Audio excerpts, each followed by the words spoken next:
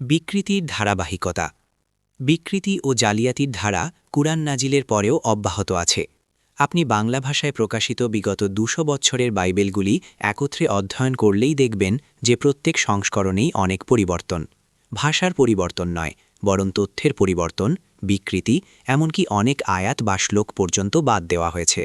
উল্লেখ্য যে ইংল্যান্ডের রাজা প্রথম জেমস এর সময়ে ১৬১১ খ্রিস্টাব্দে ইংরেজি ভাষায় বাইবেলের বিশুদ্ধ অনুবাদ প্রকাশ করা হয়। এটি অন্যান্য ভাষার কিতাবুল মোকাদ্দাসের মূল ভিত্তি। এটি কিং জেমস ভার্সন কেজেভি এবং অথরাইজড ভার্সন এভি নামে পরিচিত। ১৯৫২ খ্রিস্টাব্দে আমেরিকার ৩২ জন খ্রিস্টান ধর্মগুরু একত্রিত হয়ে কিং জেমস বাইবেলের ভুলভ্রান্তি দূর করে রিভাইজড স্ট্যান্ডার্ড ভার্সন। এখানে এই দুটি সংস্করণের মধ্যে বিদ্যমান বৈপরীত্য ও প্রমাণিত কয়েকটি বিকৃতি উল্লেখ করছে। ইনজিল থেকে ইচ্ছাকৃত বিয়োজন। যিশু তার শিষ্যদেরকে কিয়ামত সম্পর্কে উপদেশ প্রদান করেন বলে মথি, মার্ক ও লুক উল্লেখ করেছেন। মথি বর্ণনা অনুসারে এ প্রসঙ্গে যিশু বলেন, মথি ২৪:৩৪-৩৬, আমি তোমাদিগকে সত্য কহিতেছি, এই কালের লোকদের লোভ হইবে না, যে পর্যন্ত না এ সমস্ত সিদ্ধ হয়। ৩৫, আকাশের ও পৃথিবীর লোভ হইবে, কিন্তু আমার বাক্যের লোভ কখনো হইবে না। ৩৬, কিন্তু সেই দিনের ও সেই দণ্ডের কথা কেহই জানে না, স্বর্গের দূতগণও জানেন না, কেবল পিতা জানেন। এ হল অথরাইজড ভার্সন বা কিং জেমস ভার্সন, এভি বা কেজেভি এর ভাষ্য। But of that day and hour knoweth no man, no, not the angels of heaven, but my father only. আধুনিক গবেষণা প্রমাণ করেছে যে এখানে ৩টি শব্দ বাদ দেওয়া হয়েছিল। শব্দগুলি নিম্নরূপ: নাইদার দ্য সান, পুত্রও জানেন না। রিভাইজড স্ট্যান্ডার্ড ভার্সন আরএসভি এই শব্দগুলি সংযোজন করা হয়েছে।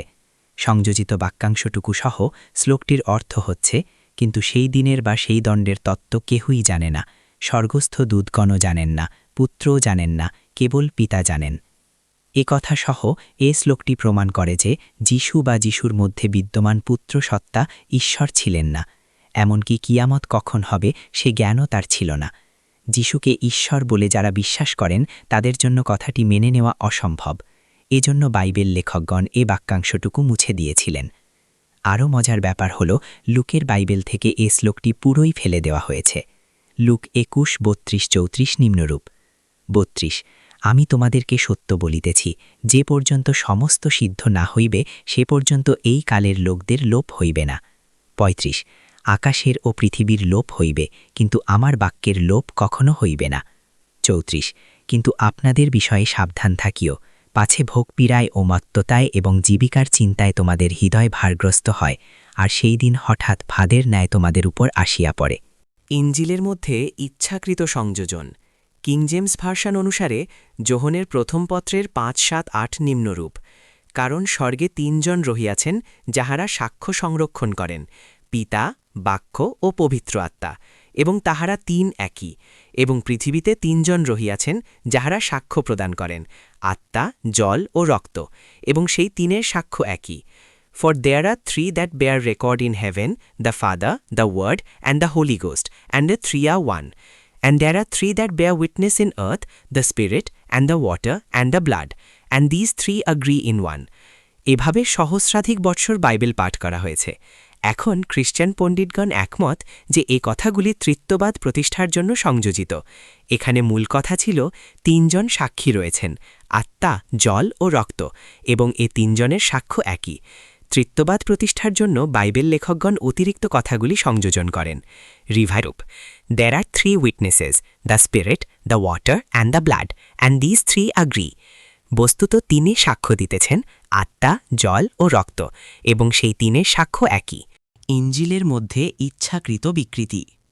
প্রেরিত ৩:১৩ কিং জেমস ভার্সনে নিম্নরূপ: The God of Abraham and of Isaac and of Jacob, the God of our fathers hath glorified his son Jesus. অব্রাহামের, ইসাকের ও যাকবের ঈশ্বর, আমাদের পিতৃপুরুষদের ঈশ্বর, আপনার নিজের পুত্র যিশুকে গৌরবান্বিত করিয়াছেন। কিন্তু রিভাইজড স্ট্যান্ডার্ড ভার্সনে কথাটি নিম্নরূপ: hath glorified his servant Jesus. অব্রাহামের, ইসাকের ও যাকবের ঈশ্বর, আমাদের পিতৃপুরুষদের ঈশ্বর, আপনার বান্দা নিজের গুলাম যিশুকে গৌরবান্বিত করিয়াছেন।